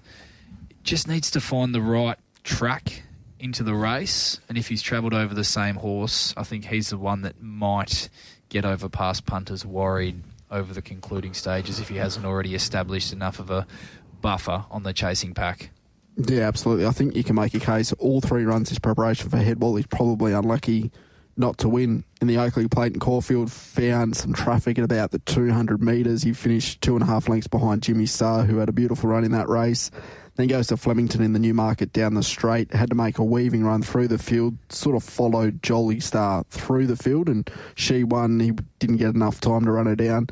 And then you've made the case in the TJ where he was just absolutely bolting for about 300 metres of that straight, Rylie, and then he let down late over the 1,200 metres. He might just be, as a 5-year-old, just might be the best version of himself. And from there, I would have loved to tip him on top. It's just the map that is the concern. If something was able to lead over pass and maybe make him work a little bit harder than what he wanted to, then you could see Headwall getting over the top. But my worry is just overpass. It's just going to get a little bit too easy in front as opposed to what he did in the TJ. But having said that, 230 a place about Headwall would entice me a little bit more than 210 a win about overpass. I'm preaching forgiveness, and you're both going to scoff at me, but Rope the Min, you're going to poo-poo. Rope the Min's run in the Winterbottom was, in my opinion, as good as Overpass's run in the Winterbottom last year. So, while I'm very concerned about what may or may not have happened last start, because that was genuinely a career worst, we're getting $41 each way. Mm-hmm. But having a little bit of hope that Wolfie, the genius, has worked out what's gone wrong and fixed it. But what we do know is that it's a better barrier draw for Rope the Min this time. It's a better speed map for it. It's a great setup. If you knew the right version of Rope the Min would turn up, it would go very, very close. Are you surprised at the money for Western Empire? Because we've just seen it almost every start. I'm not too surprised. And Target Race, Grant and Alana, they're all stars at it. So. It's done it before, have they? Grand finals, backing them, getting them right. Even first up when it won Western Empire at the 1,400 last prep, they found it, the big price. Just on Rope the Min, now it's not mentioned in the steward's report, and I'm not saying he would have finished off any better, but just going back and watching that replay last start, because it was head-scratchingly bad, he never travelled into the race like the winner, but he did cop it looked as though he was just starting to come through and make that run that presented to him on straightening. Then he copped that bump, and you could see it really affected him. Like, he really misstrode and changed how he was working into that race as soon as he copped that bump at the top of the straight and that little bit of contact. So I know he was beaten 6.5 lengths, and it's going to have to be a massive turnaround to obviously turn the tables on them, on the horses he met in the Roma Cup. And also Overpass from the Winterbottom on the weekend. But I can see the train of thought there with this horse who went around $4 in a Roma Cup, $16 in a Winterbottom, where Overpass was favourite and was as good a run as the winner in your eyes, Brad. And now he's $41 around the traps on an each-way basis. And his first up run, while in lesser company, was still pretty good. Yeah, if we can get a Rope the Min that turned up in the Winterbottom and the Colonel Reese, Gold Rush, the Munamek, then we'll if we can get that Rope the Min, then we're right in it. But if the Rope the Min turns up from a couple of weeks ago, it's confetti after 50 metres. I thought the blowout to include in Trifecta's first fours, but now she's not so much of a blowout with that money at $11 and $3.50 was the boss lady. I thought Gate 2, just that soft run, we saw, like we speak about that Winterbottom a fair bit, but what Hot Zed was able to do with that really soft run, 3-back, 4-back, the fence, poke through, get a nice run on a good tempo. She's got to turn a foot like Hot Zed has. She's clearly come back really well. Billy Egan rides Ascot well. I thought she was one that you need to include if you're having trifectas first of all. And she's a winner. She's a winning machine. 10 wins from 17 starts. A fair old resume for the boss lady. But that's our... We've tried to get him beat. We've tried. We've done our best. He's beaten me 4 times, so I have to go again, don't I? Yeah, Head wall each way. You're not really allowed to tip him at this stage, are you? Yeah, I'll stay away. And he'll win. And he'll bolt in.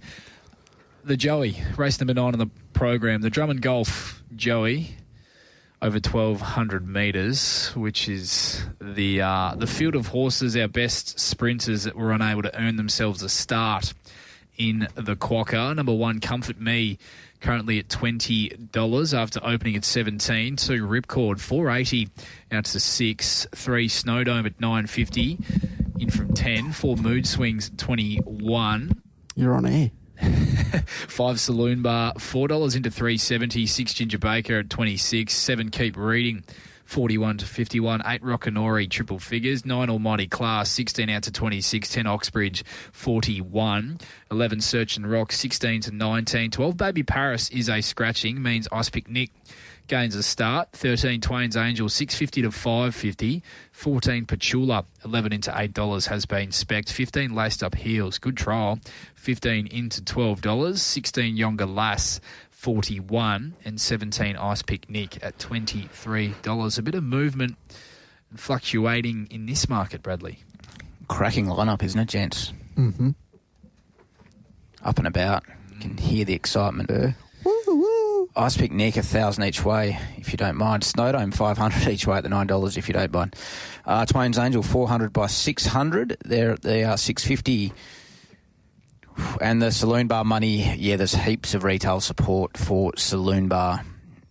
Heaps and heaps. It's quite a big stand. So as much as its price is sort of holding nationally, I've got a feeling that the Saloon Bar plunge is going to come at some stage. Well, that's disappointing because I think he was about 440 this morning and I should have had a bet. I thought Saloon Bar and Twain's Angel were the way to play the race. This morning I think Saloon Bar was $4.40. I think Twain's Angel was $8.50. That was a lot more attractive than $3.70 and $5.50, but I think they are the two. The way this race sets up with the likes of Oxbridge, Snowdome, Comfort Me, Mood Swings, Almighty Class, is going to be enough tempo here that Saloon Bar can just sit back, smoke the pipe, and hopefully with William Pike aboard, get over the top of them, because I thought his run in the Roma Cup was outstanding. If he repeats that sort of performance, I think he's going to be very hard to beat. And I love the fact that Connections have opted against going to the Quokka, even though the option was there to go to this race, because they feel the horse is going well enough to win this. And they obviously felt that he maybe is a rung below the genuine top liners in the Quokka, but you have to also bear in mind that he ran 4th in the race 12 months ago, and he ran an absolute cracker into 4th as well. Both runs back from a break have been huge. Fastest last 200 comfortably. Last start from last, wide draw, up to 1,200 here. Finds a race with plenty of key speed influences and draws a barrier to have to not get back to last this time around. TC, I'm in your corner and pretty keen on Saloon Bar. Yeah, I'll be backing Saloon Bar. I'll be backing Twain's Angel. I thought the most recent trial was very, very good. Just ran behind Western Empire and also beat home Ripcord. And has been up for a very long time, but he's still going very well, Twain's Angel. And from gate number 1, in behind that speed, should get a beautiful run. 3 back the fence. You're going to have your heart in your mouth at some stage and hope for a little bit of luck.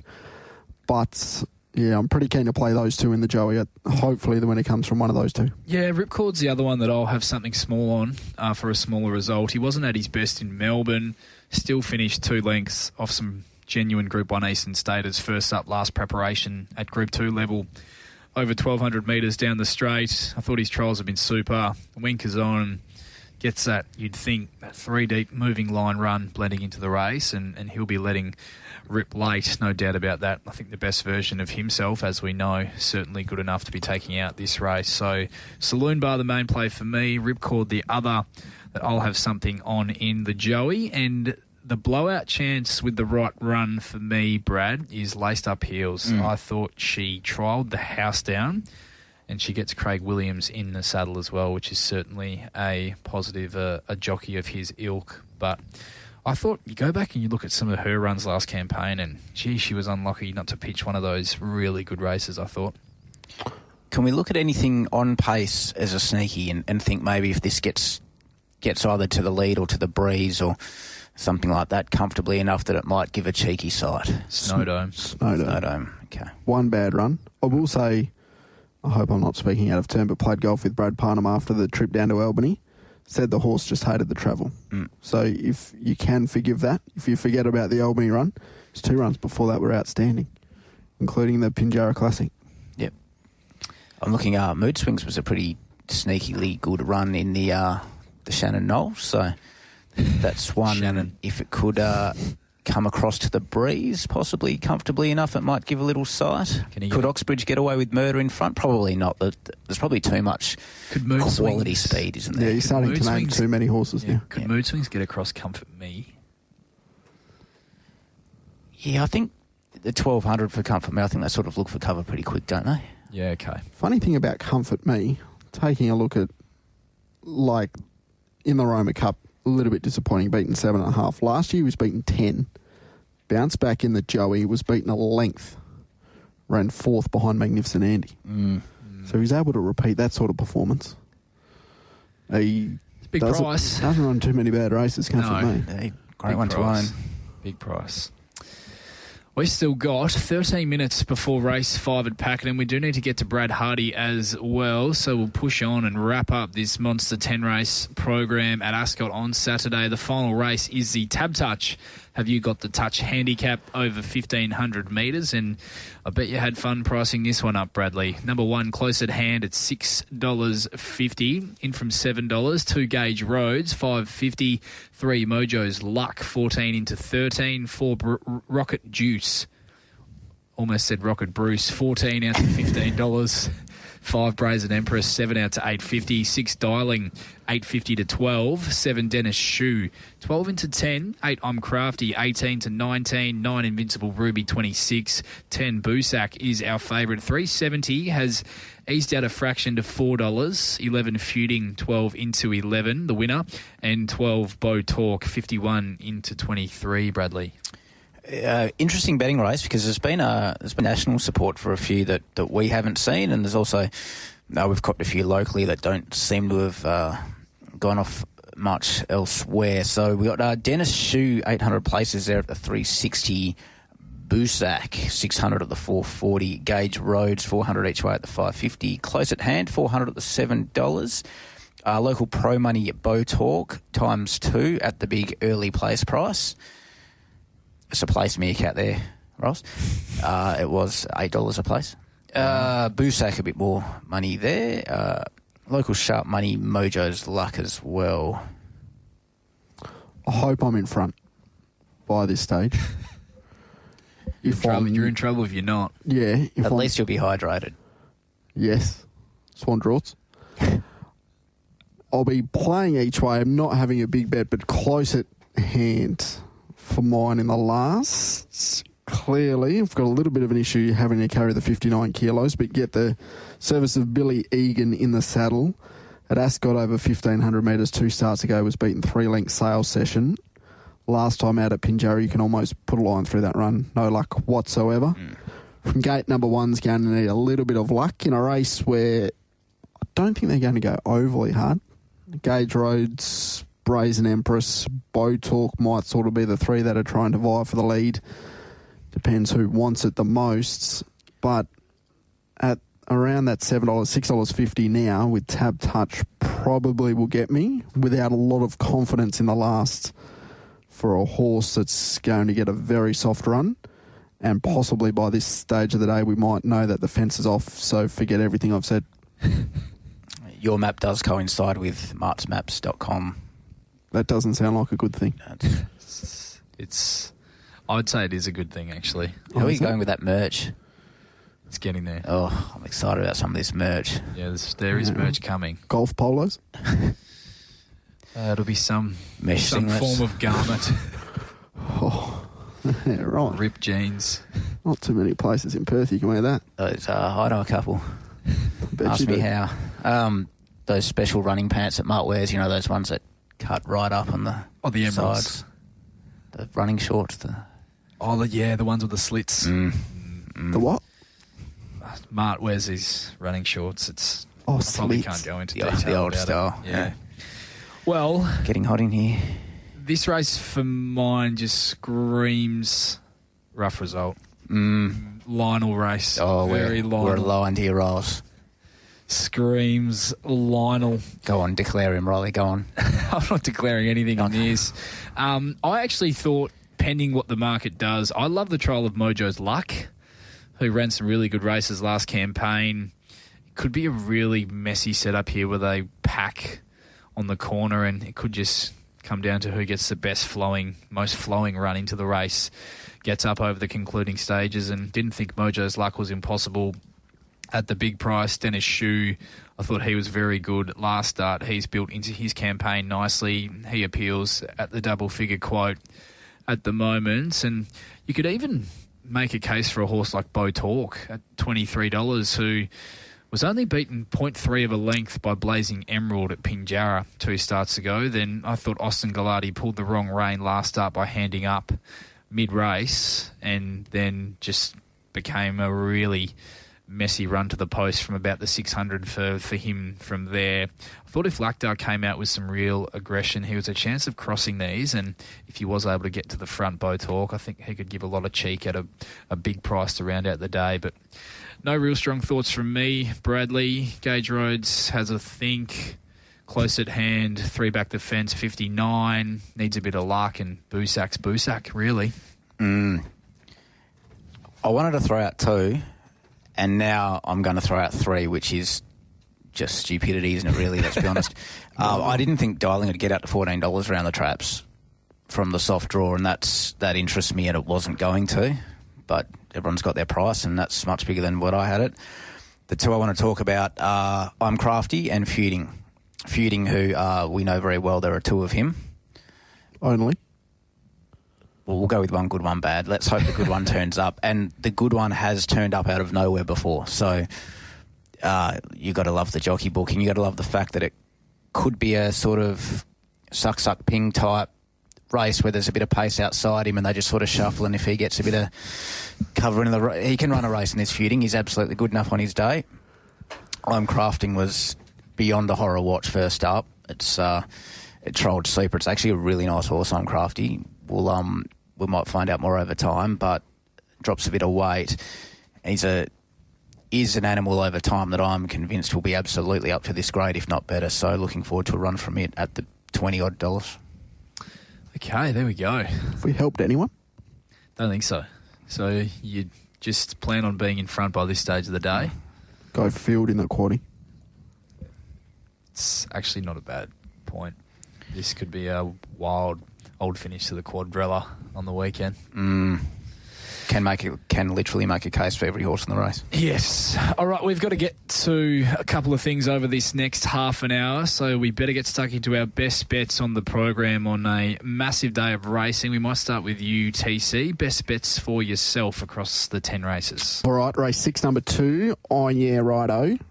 $3 currently. I'll be backing Schnitzer Latte each way in race number 7.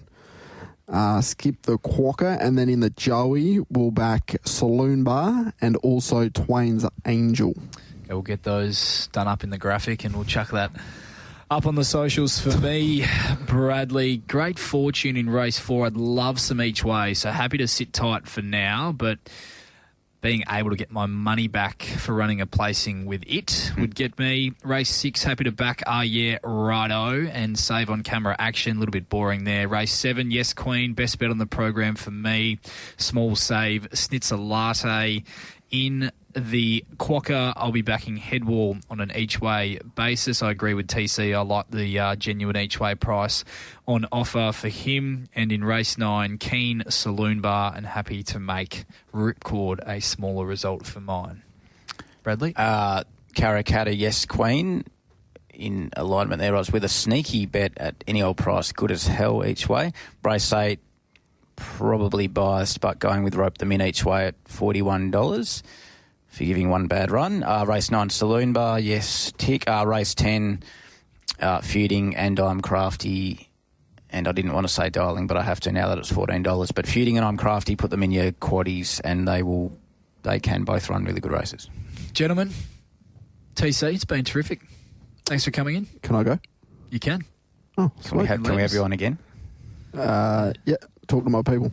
Chuck him in the rotation. Thanks, gentlemen. Bradley, you were good as always. Bye.